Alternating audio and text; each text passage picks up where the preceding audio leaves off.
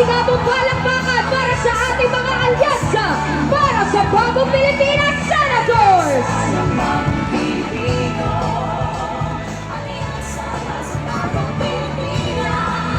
Oras na po para lalo pa natin silang makilala. Abogado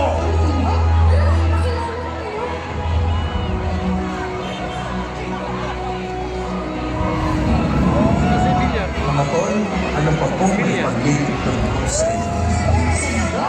Tol, alam mo ba kung bakit gusto mo ng Senator Pilipinas? Bakit siya ay tol na so, bakit niya? Pwede na siyang mag-name? Ano? Senator. Yan tayo. Yan. Senador. Abogado General Lincoln Bayan, Senate Majority Leader. Utol natin sa Senado, tol ng bawat Pilipino, Senator Francis Tol Tolentino!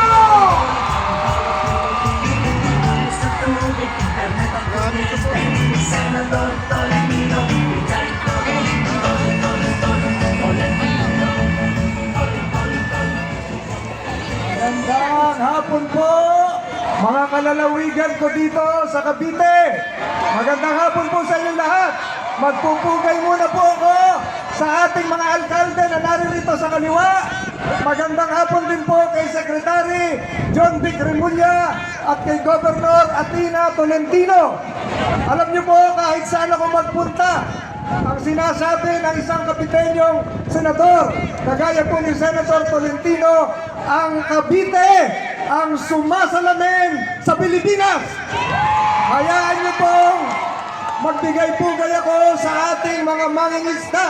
Ang ating pong mga mangingisda, buhat sa bayan ng Naik, buhat sa bayan ng Salinas, buhat sa bayan ng Ternate, buhat sa bayan ng Cavite City, buhat sa bayan ng Tansa, yung pong mga tiga-Sapa, yung mga tiga-Wawa, yung mga tiga-Sahog Ulan, yung mga tiga-Kapipisa, ang kanila pong ginagawa. Hating gabi pa lang ay naglalayag para makakuha po ng magandang huli para sa kanilang pamilya.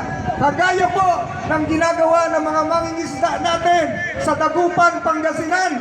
Kagaya po ng ginagawa ng mga mangingisda natin sa Bulinaw, Pangasinan, sa Masinloc, Zambales at maging sa General Santos.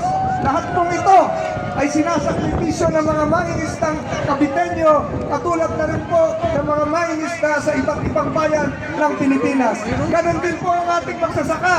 Ang magsasaka ng Cavite sa ating matatabang lupa ng Amadeo, ng Silang, ng Indang, ng Maragondon, ng Magallanes. Lahat pong yan, pareho pong pagsubok. Pareho pong pagsubok ang kinakaharap din ng mga magsasaka natin sa Nueva Ecija, sa Iloilo at sa Mindoro Oriental. Kaya ko po sinasabi ko, kailangan po sa susunod na Kongreso, palakasin po natin ang agrikultura. Ganon din po ang ating mga industrial sites sa Carmona, sa Dasmariñas, sa General Trias. Wala pong pagkakaiba yan. Wala pong pagkakaiba yan sa Batangas Techno Park, sa Laguna Eco Zone at maging sa Clarkfield.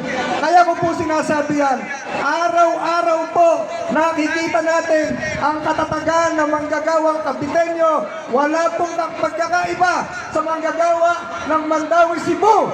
Wala pong pagkakaiba sa manggagawa ng Lanang, Davao at Lapasan, Cagayan de Oro. Lahat po sila humihingi din ng mataas na sweldo, murang kuryente at balak na natin alisin ang VAT, ang 12% VAT ng kuryente.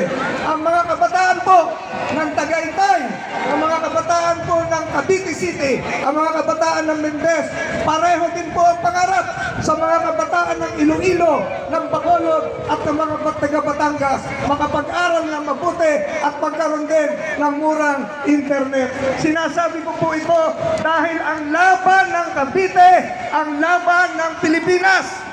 Pag maunlad ang Cavite, maunlad po ang Pilipinas. Sinasabi ko po ito dahil ang kasaysayan natin ay nakaugat sa Cavite, sa Tejeros, sa Alapan, sa Imos at sa Bilacaya.